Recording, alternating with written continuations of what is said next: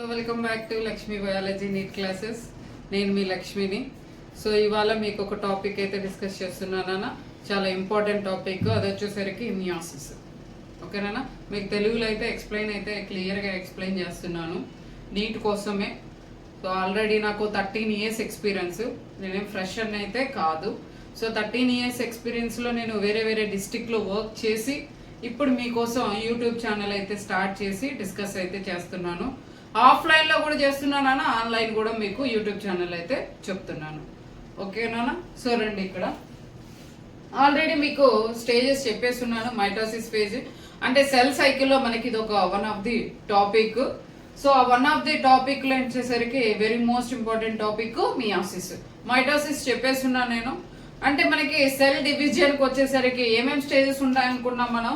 ఇది సెల్ సైకిల్లో వచ్చేసరికి మనకి ఏమేమి స్టేజెస్ ఉంటాయి నాన్న. That is first one is G1, G2,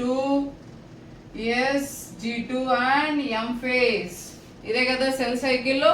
so M అంటే మనం మైటోసిస్ ఉంది, మియాసిస్ ఉంది. మైటోసిస్ ఆల్రెడీ నేను డిస్కస్ చేశాను. ఇప్పుడు వచ్చేసరికి ఏంటంటే నెక్స్ట్ వన్ మియాసిస్.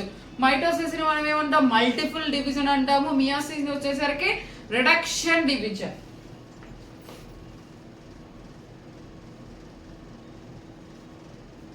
రిడక్షనల్ డివిజన్ అంటే ఎందుకు మనం రిడక్షనల్ డివిజన్ అని అన్నాము. సో ఏంటి అంటే మాక్సిమం మనకి ఏం రెడ్యూస్ అవుతున్నాయి. మనకి టోటల్ గా ఎన్ని క్రోమోజోమ్స్ ఉంటాయి, 46 క్రోమోజోమ్స్ ఉంటాయి. అర్థమవుతుందా నాన్న. హ్యూమన్ బీయింగ్స్ లో ఎన్ని క్రోమోజోమ్స్ ఉంటాయి, టోటల్ గా 46 ఉంటాయి. కానీ మేల్ లోను 46 ఉన్నాయి, ఫీమేల్ లోను 46 ఉన్నాయి. మేల్ లో 46, ఫీమేల్ లో 46. సో 46 కాస్త మనకి ఏం చేయాలి, జైగోట్ టైంలో ఫ్యూజన్ అవ్వాలి. జైగోట్కి ఏంటి, స్పర్మ్ ఎగ్ ఫ్యూజ్ అవ్వాలి. స్పర్మ్ ఎగ్ ఫ్యూజ్ అయినప్పుడు మరి స్పర్మ్ లో ఎన్ని క్రోమోజోమ్ ఉండాలి, ఎగ్ లో ఎన్ని క్రోమోజోమ్స్ ఉండాలి, అవునా. సో స్పర్మ్ లో 46, ఎగ్ లో 46 క్రోమోజోమ్స్. టోటల్ ఎన్ని అవుతాయమ్మా, 92 క్రోమోజోమ్స్. మరి హ్యూమన్ బీయింగ్స్ లో ఎన్ని క్రోమోజోమ్స్ ఉండాలని చెప్పాను నేను, 46 క్రోమోజోమ్స్ ఉండాలి. కానీ ఇక్కడ రెండు కంబైండ్ అయితే ఎన్ని అవుతాయి, 92 అవుతున్నాయి. మరి రాంగే కదా అది. సో మరి రాంగ్ అయినప్పుడు దాన్ని ఏం చేయాలి, మనం రెడ్యూస్ చేయాలి కదా. రెడ్యూస్ చేయాలి అనేది దేనికోసం అర్థమవుతుందని మీకు రీజన్. ఎందుకు మనం రిడక్షనల్ డివిజన్, ఎందుకు మనకి మియాసిస్ అనేది అవసరము. రిప్రొడక్షన్ టైంలో మనకి ఫర్టిలైజేషన్ అవ్వాలి కదా నాన్న. టోటల్ గా ఇలా సేమ్ క్రోమోజోమ్స్ అనేవి ఫ్యూజన్ అయితే 92 వస్తాయి.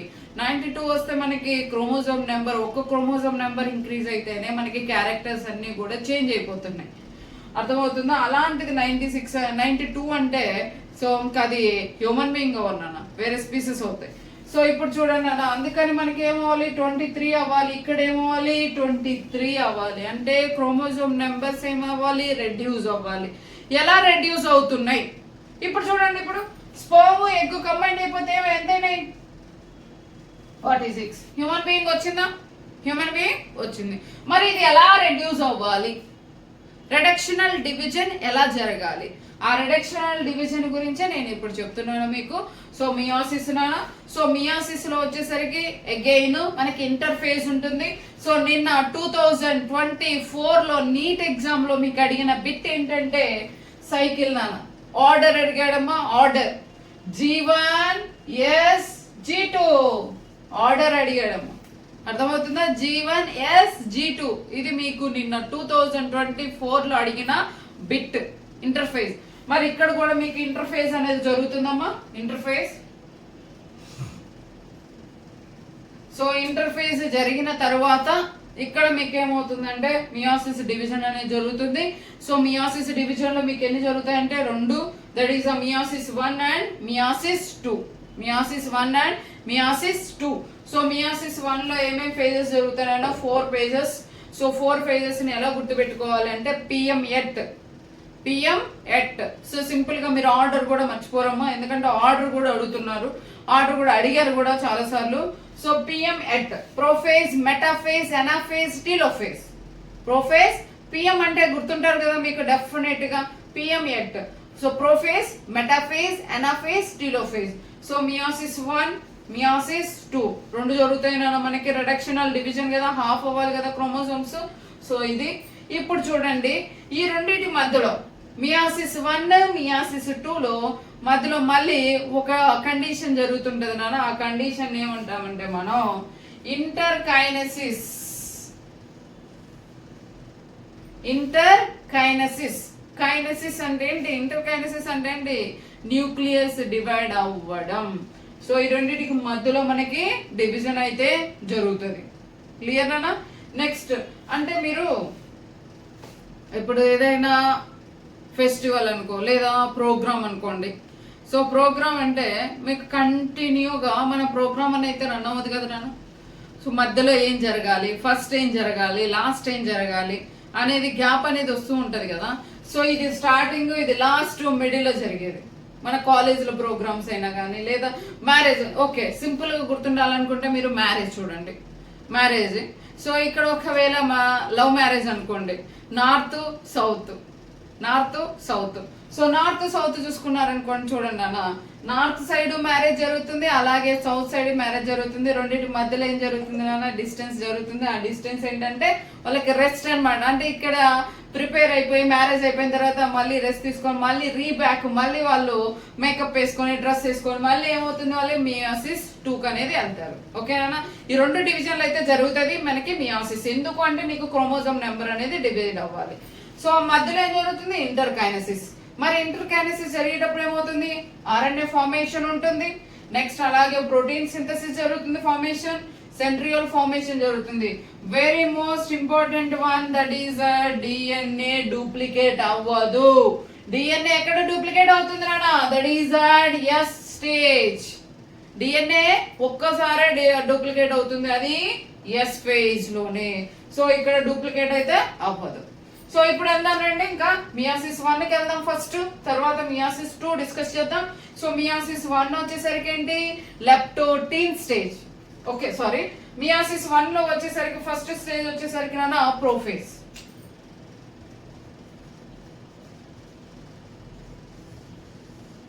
First one is that prophase. ఇప్పుడు మనం ప్రోఫేజ్ డిస్కస్ చేయబోతున్నాము. సో ప్రోఫేజ్ లో మనకి ఇక్కడ 5 స్టేజెస్ ఉంటాయి. ప్రోఫేజ్ లో ఎన్ని స్టేజెస్ ఉంటాయి? 5 స్టేజెస్ ఉంటాయి.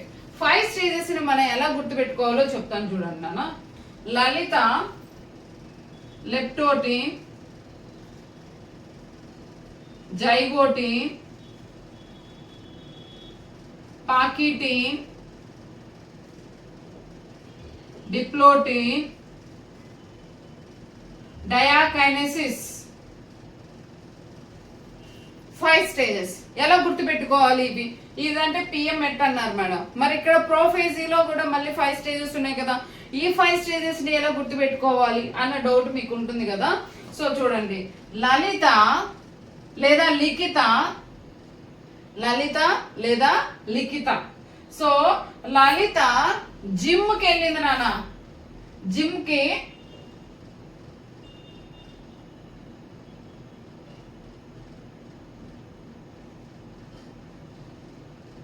లలిత జిమ్ కి ఏం తీసుకెళ్ళింది నాన్న? ప్యాకెట్.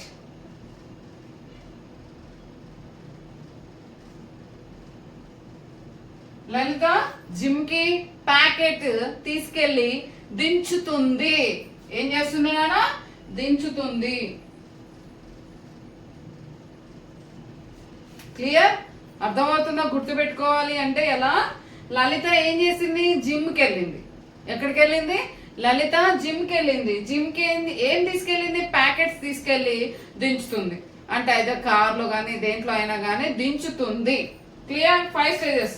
లలిత లెప్టోటీన్, జిమ్ జైగోటీన్, నెక్స్ట్ ప్యాకెట్ ప్యాకిటీన్, డిప్లోటీన్, డయాకైనెసిస్. మనం బై హార్ట్ అయితే కొట్టొద్దు. బై హార్ట్ కొట్టొద్దు నాన్న, చెయ్యొద్దు అసలు. బై హార్ట్ అస్సలు చెయ్యొద్దు. మీరు చేయాల్సింది ఏంటి? డైరెక్ట్ గా మీరు ఎప్పుడైనా కానీ నిద్రలో లేపినా మీకు గుర్తుండే విధంగా. ఇప్పుడు చూడండి, పిఎంఎట్ అన్నాను, ప్రోఫేజ్, మెటాఫేజ్, అనఫేజ్, టిలోఫేజ్. అలాగే ఇక్కడ కూడా ఏమవుతుంది?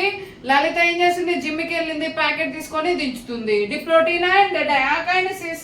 సో అందులో నేను ఏం చెప్తున్నాను? First one is leptotene. So that is the first one, leptotene.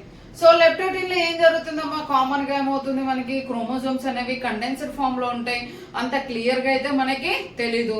So ఇదిగోండి కండెన్స్డ్ ఫామ్ లో ఉన్నాయి, సో క్లియర్ గా అయితే ఉండదు, ఇలా టూ ఉంటాయి అన్నమాట. క్లియర్. నెక్స్ట్ ఇక్కడ వచ్చేసరికి ends of chromosome not distinct. Already bit అడిగానా నిన్న 2024 లో, ఇందులోనే బిట్ అడిగాడు, మీకు మ్యాచింగ్స్ లో అడిగాడు, మ్యాచ్ ద ఫాలోయింగ్. నెక్స్ట్ ఇక్కడ వచ్చేసరికి బొకెట్ స్టేజ్ నానా క్రోమోజోమ్స్ నాట్ డిస్టింక్ట్. నేను ఆ క్వశ్చన్ కూడా నేను మీకు ఇప్పుడు రాస్తాను. నెక్స్ట్ వచ్చేసరికి ఏంటమ్మా అంటే జైగోటీన్. సో జైగోటీన్ కి వచ్చేసరికి ఏం జరుగుతుంది, సో జైగోటీన్ ఏం చెప్పాను, జిమ్ గుర్తుపెట్టుకున్నాను. లలిత జిమ్ కి ఏం తీసుకెళ్ళింది, ప్యాకెట్ తీసుకెళ్ళింది, దించుతుంది. ఓకే. సో ఇక్కడ చూడండి జైగోటీన్ కి వచ్చేసరికి ఏం జరుగుతుంది, ఇక్కడ డిస్టింక్ట్ లేదు. సో ఇక్కడ వచ్చేసరికి ఏంటి మనకి బాగా క్లియర్ గా కనిపిస్తున్నాయి క్రోమోజోమ్స్. ఎన్ని క్రోమాటిడ్స్ ఉన్నాయి, 2 క్రోమాటిడ్స్ ఉన్నాయి చూడండి ఇక్కడ, అవునా. సో 2 క్రోమాటిడ్స్ అంటే టోటల్ గా మనం ఏం చెప్పుకుంటామంటే ఇది chromatid 1, chromatid 2, chromatid 1 and chromatid 2. So ఏంటివి ఇక్కడ 2 ఉన్నాయండి అని అనుకుంటారా. సో ఇక్కడ చూడండి మనకి ఏమవుతుంది, ఒక స్పర్మ్ ఎగ్, అవునా. సో స్పర్మ్ లో మీకు ఎన్ని క్రోమోజోమ్స్ ఉండాలి, 23 క్రోమోజోమ్స్ ఉండాలి. ఎగ్ లో ఎన్ని క్రోమోజోమ్స్ ఉండాలి, 23 క్రోమోజోమ్స్ ఉండాలి.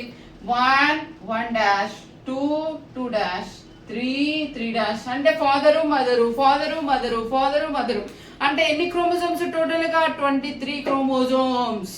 23 క్రోమోజోమ్స్ రెండు కలిస్తే ఏమవుతుంది, పెయిర్ గా ఉండాలంటే ఇదిగోండి ఇక్కడ ఏమవుతుంది అన్న, సినాప్సిస్ అంటే ఏంటి, పెయిర్ అవడం. So synapsis pairing of homologous chromosome, very most important అన్న. ఇక్కడ non sister chromatid, homologous, hetero chromosomes అని అడుగుతారు నాన్న. So that is important one is homologous chromosomes. ఏ క్రోమోజోమ్ నాన్న, హోమోలాగస్. సిమిలర్ క్రోమోజోమ్స్ అన్ని కూడా సేమ్ గా ఉండాలి, డిఫరెంట్ గా ఉండకూడదు. Homologous chromosomes are pairing. And next one ఇక్కడ వచ్చేసరికి మరి పెయిర్ అవ్వాలంటే ఎవరు ఉండాలి, ఎవరో ఒకరు హెల్ప్ చేయాలి కదా. అంటే ఇప్పుడు మనం ఏదైనా ఒక పేపర్ ని స్టిక్ చేయాలంటే మనం ఏం యూజ్ చేస్తాం, గమ్ యూజ్ చేస్తాం. సో ఇక్కడ వచ్చేసరికి 2 క్రోమోజోమ్స్ ని పెయిర్ చేయాలంటే ఏమి ఉండాలన్నా, nucleoprotein. With nucleoprotein then these 2 chromosomes have become bind అయ్యాయా. సో బైండ్ అయిన తర్వాత ఇప్పుడు ఎన్ని క్రోమోజోమ్స్ ఉన్నాయి, ఓన్లీ ఒక్క క్రోమోజోమే ఉంటే దాన్ని ఏమంటున్నాం మనం, యూనివాలెంట్. ఒక క్రోమోజోమ్ ఉంటే ఏమంటున్నాం, యూనివాలెంట్. సో యూనివాలెంట్ లో ఎన్ని ఉన్నాయి ఇక్కడ క్రోమాటిడ్స్, 2 ఉన్నాయి. 1 క్రోమాటిడ్ అంటే దాన్ని ఏమంటున్నాం, డయాడ్ అంటున్నాం. ఏమంటే ఇదిగోండి దిస్ ఇస్ 1. సో 1 1 2. సో ఇప్పుడు ఫ్యూజ్ అయి ఉన్నాయి కదా, మరి ఫ్యూజ్ అయి ఉన్నప్పుడు అప్పుడు ఎన్ని క్రోమోజోమ్స్ ఉంటాయి మీకు,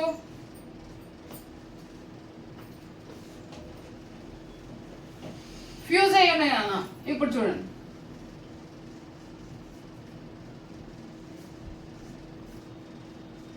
ఫ్యూజ్ అయ్యి సింగిల్ గా ఉంటే ఏమన్నా యూనివాలెంట్ అన్నాం. ఇప్పుడు ఫ్యూజ్ అయ్యి అంటే bivalent. Very most important topic అమ్మా, ఈజీగా ఉంటుంది. So bivalent.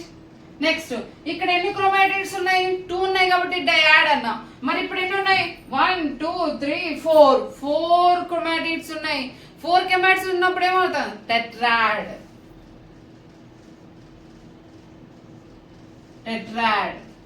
అవునా.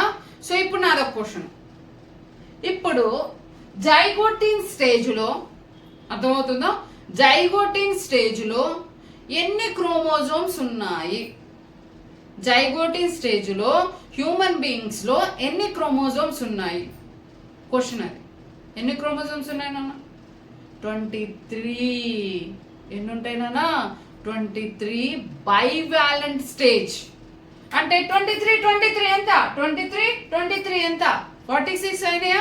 సో 23 అనేది ఎలా కనిపిస్తుంది మనకి, బైవాలెంట్ స్టేజ్ లో. క్లియర్. హ్యూమన్ బీయింగ్స్ లో ఈ స్టేజ్ లో ఎన్ని క్రోమోజోమ్స్ ఉన్నాయి నాన్న, 23 బైవాలెంట్ స్టేజ్. స్కిప్ అవ్వకుండా చూస్తూ ఉండండి అన్న. క్లియర్గా మీకు నీట్గా నేను ఎక్స్ప్లెయిన్ చేస్తాను. ఏ మాత్రం మీకు ఎక్కడ కూడా హెవీగా అయితే డిస్కస్ చేయను, వెరీ షార్ట్. సో ఇప్పుడు ఎన్ని అయిపోయినా లెప్టోటిన్ అండ్ జైగోటిన్. అండ్ నెక్స్ట్ వన్ వచ్చేసరికి ఇంకేంటి మీకు ఏమైంది ఇక్కడ లలిత జిమ్కి వెళ్ళింది, ఏం చేయాలి ప్యాకెట్ అంటే ఏంటి ప్యాకెటీన్. ఓకే నెక్స్ట్ స్టేజ్ ఏంటన్నా ప్యాకెటీన్ స్టేజ్. ఓకేనా నెక్స్ట్ వన్ ప్యాకెటీన్. ఓకే ప్యాకెటీన్, డిప్లోటిన్, డయాకైనసిస్, ఈ 5 స్టేజెస్. సో ఈ 5 స్టేజెస్ లో ఇప్పటి వరకు మనం ఏం చేసుకున్నాం, జైగోటిన్ లో ఏమైంది సినాప్సిస్ జరిగింది. నెక్స్ట్ ప్యాకెటీన్ లో చూడండి, ప్యాకెటీన్ లో ఏం జరుగుతుంది మీకు టెట్రాడ్ అనేది కనిపిస్తుందా, ఆల్రెడీ చెప్పాను వాట్ ఈస్ టెట్రాడ్ అని. సో టెట్రాడ్ కనిపిస్తుంది. నెక్స్ట్ వచ్చేసరికి టెట్రాడ్ ఏమవుతుంది క్రాస్ అవుతుంది నాన్న, ఇలా ఏమవుతుంది క్రాస్ అవుతుంది. ఎవరి మధ్యలో క్రాస్ అవుతుంది, between non sister chromatids. Non sister అంటే ఎవరినా, సో వీళ్ళిద్దరు సిస్టర్స్ అర్థమవుతుందా, వీళ్ళిద్దరు ఉండే సిస్టర్స్, వీళ్ళిద్దరు సిస్టర్స్. కానీ ఇప్పుడు ఏం జరుగుతుంది, వీళ్ళిద్దరి మధ్యలో జరగలేదు.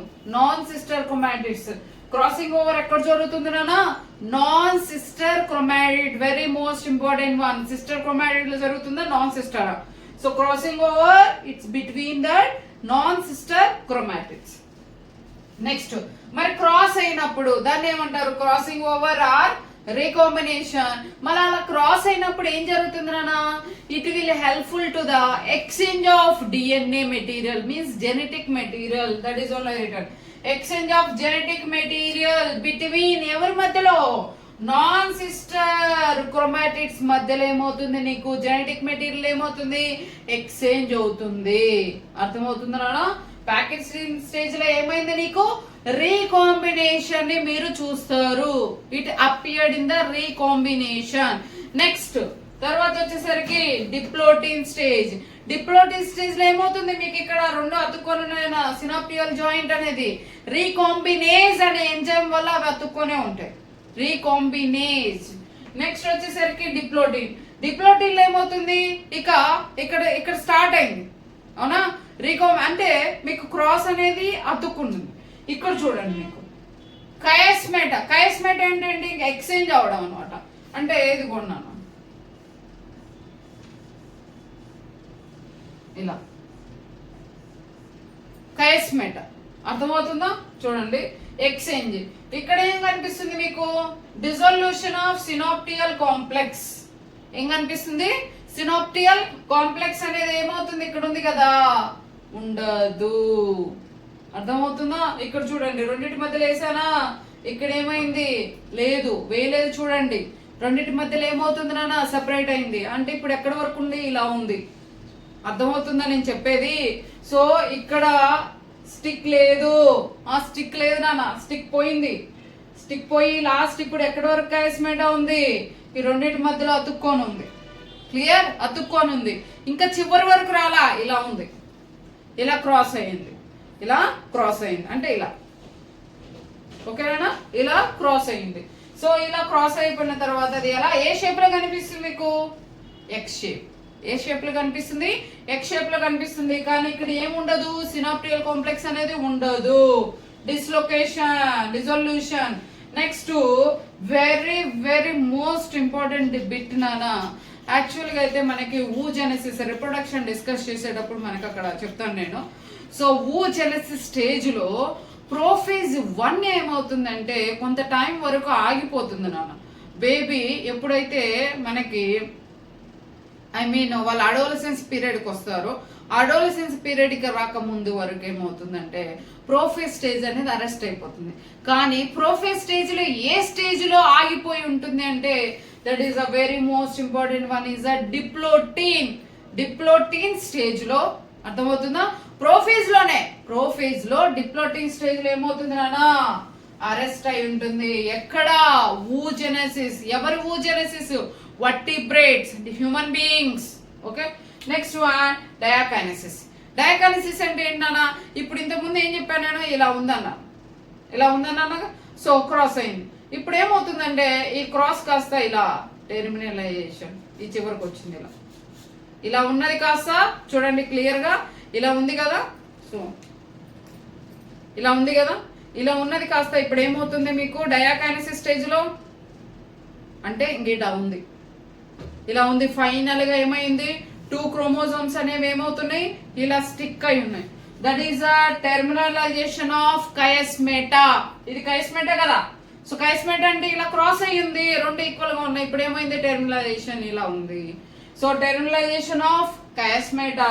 నెక్స్ట్ వన్ ఇక్కడ ఏం జరుగుతుంది, nuclear membrane, nucleus and endoplasmic reticulum అన్ని కూడా ఏమవుతున్నాయి, డిసపియర్ అవుతున్నాయి. ఏమవుతున్నాయి, డిసపియర్ అవుతున్నాయి. నెక్స్ట్ స్టార్ట్ ఏమవుతుంది, స్పిండిల్ ఫైబర్ ఫార్మేషన్ స్టార్ట్ అవుతుంది. ఎందుకంటే ఇదంతా ఏంటి, ప్రోఫేజ్ లోనే. మైటోసిస్ లో మనం ప్రోఫేజ్ ఏం చదువుకున్నాం, సో జస్ట్ స్టార్టింగ్ స్టేజ్ లో మనకి ఏమవుతుంది, ఎర్లీ స్టేజ్ లో క్రోమోజోమ్స్ అనేవి కొంచెం ప్రాపర్ గా కనపడవు, కొంచెం లేటెస్ట్ స్టేజ్ లో క్రోమోజోమ్స్ కనిపిస్తున్నాయి. నెక్స్ట్ వచ్చేసరికి ఏంటంటే మనకి సెంట్రియోల్స్ అనేవి అపియర్డ్ అనేది కనిపిస్తుంది. దేనికంటే స్పిండిల్ ఫైబర్ ఫార్మేషన్ కి అని చెప్పుకుంటాం మనం మైటోసిస్ స్టేజ్ లో. మైటోసిస్ స్టేజ్ ఎవరైతే చూడలేదు అనుకుంటారో ఆల్రెడీ నేను చెప్పేస్తున్నాను క్లాస్, సో మీరు ఆ యూట్యూబ్ ఛానల్లో మీరు ఆ ఛానల్లో మీరు చూడొచ్చు. సో మైటోసిస్ చెప్పాను, ఇంటర్ఫేస్ చెప్పాను, క్లియర్ గా మీకు సెల్ డివిజన్ లో చెప్పాను. నెక్స్ట్ ఇప్పుడు ఏంటంటే మియాసిస్ చెప్తున్నాను. మియాసిస్ లో ఇది వచ్చేసరికి అంటే ప్రోఫేజ్.